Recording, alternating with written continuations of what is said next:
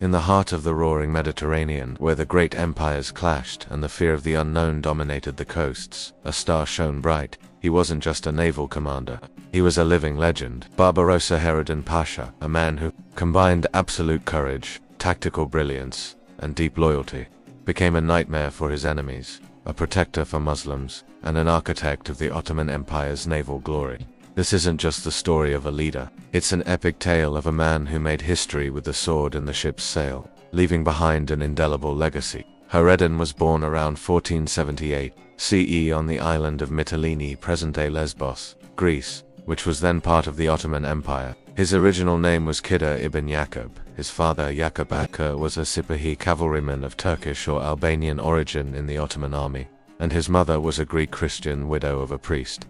This diverse background gave him an understanding of different cultures that would serve him well later in life. Kidr wasn't the only one in his family drawn to the sea. His three brothers, Oruç, Ishak, Isaac, and Mehmet, little is known about him, all ventured into seafaring.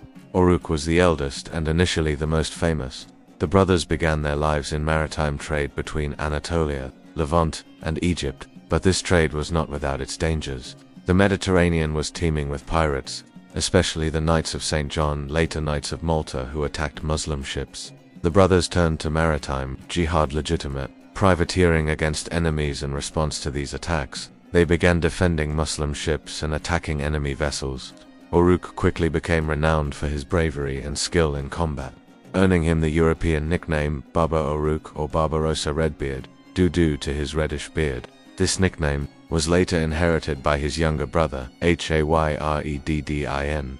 In the early 16th century, the brothers settled on the island of Jerba off the coast of Tunisia, turning it into a base for their operations. Their fame grew with every successful raid on Spanish and Italian ships, and with every rescue operation for Muslims fleeing Andalusia after its fall. Andalusia had fallen decades earlier, and Muslims were facing persecution and forced conversion, so the Barbarossa brothers considered themselves their protectors, transporting them across the sea to North Africa. The major turning point in Hayreddin's career was the death of his brother Oruç in 1518. Oruç was besieged in Tlemcen, present-day Algeria, after he seized it and expelled its pro-Spanish rulers. Large Spanish armies led by Diego de Vera, aided by their local allies, besieged him. Oruç resisted with rare bravery, fighting to his last breath, but was eventually martyred. This was a devastating loss for Hayreddin, who held deep respect and affection for his brother. After Oruç's martyrdom, Hayreddin felt the weight of responsibility. He knew he couldn't continue alone against the great European powers. He decided to seek assistance from the Ottoman Empire, the rising Islamic power at the time. In 1519, Hayreddin sent an envoy to the Ottoman Sultan Suleiman in Istanbul, pledging his allegiance and placing himself and his possessions under the protection of the Ottoman Caliphate. Sultan Selim welcomed this alliance, sending him soldiers and support, and granting him the title of Hayreddin, meaning goodness of the religion, or Saladin. Thus, Kidr became known as Hayreddin Barbarossa. With Ottoman support, Hayreddin managed to solidify his control over Algiers, which became his fortified stronghold and launching point for his operations. He transformed Algiers into a flourishing port and an impregnable naval base. He rebuilt his ships, manufactured cannons, and trained his sailors and soldiers. His ships, known as Barbary corsairs in Europe, sailed the Mediterranean far and wide, attacking Spanish and Italian supply vessels and liberating Muslim captives.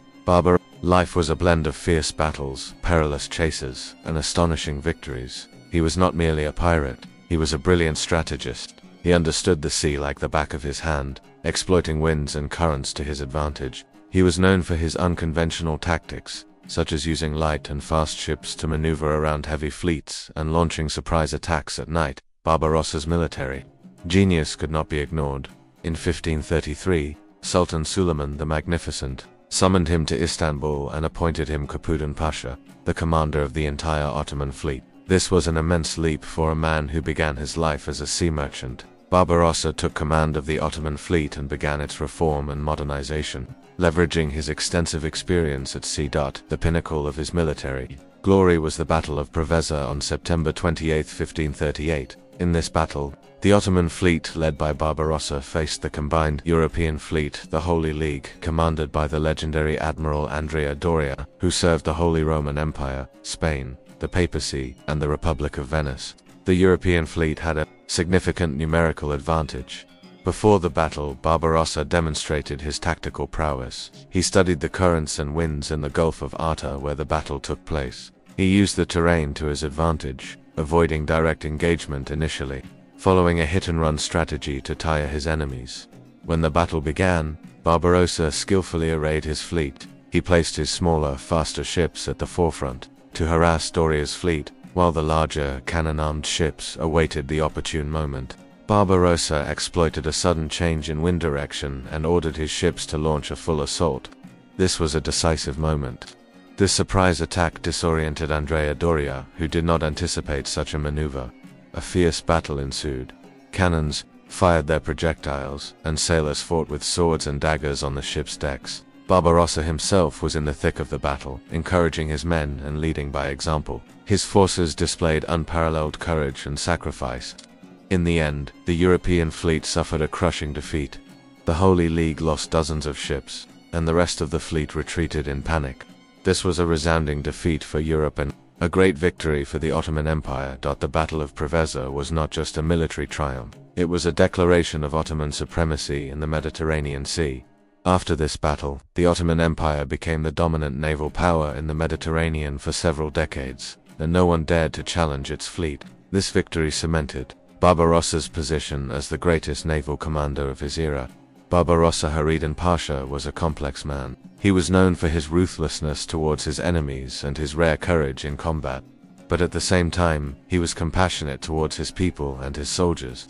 He commanded absolute loyalty from his men, who saw him as an inspiring leader and a spiritual father. He was generous to the poor and known for rescuing thousands of Muslims from the Spanish Inquisition, transporting them to North Africa. He possessed keen intelligence, strategic planning abilities, and an unwavering spirit of initiative. He was not afraid to make difficult decisions and was willing to risk everything to achieve his goals. He also had a subtle sense of humor and loved stories and adventures.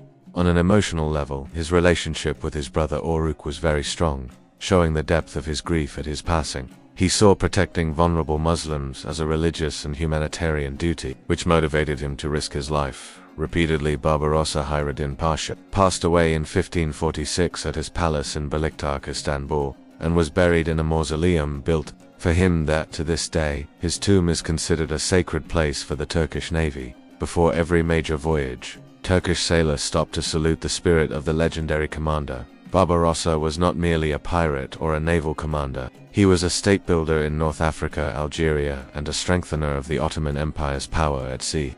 Thanks to him, the Ottoman Empire became a formidable naval power, capable of challenging the strongest European forces. His legacy remains alive in modern Turkey, where he is considered a national hero. Turkish Navy ships bear his name, and his statues adorn ports.